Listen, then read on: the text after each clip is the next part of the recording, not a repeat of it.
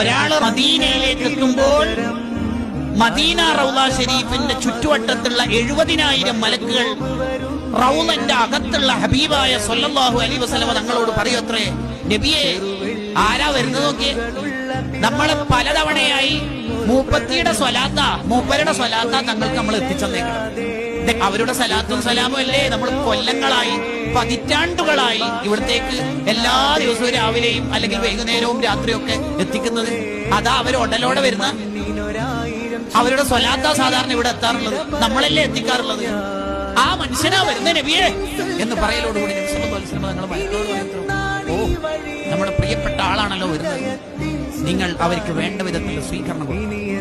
അവരെന്ത് ദുആ ചെയ്താലും ആമീൻ പറയണം. അള്ളാഹുവിനോട് പറഞ്ഞ ആ ആവശ്യങ്ങളൊക്കെ പൂർത്തിയാക്കി കൊടുക്കണം. അവരെ നിങ്ങൾ മുസാഫഹത്ത് ചെയ്യണം. അവർക്ക് വേണ്ടതെല്ലാം ചെയ്തു കൊടുക്കണം. ആരുമില്ലാത്ത യൗമലായ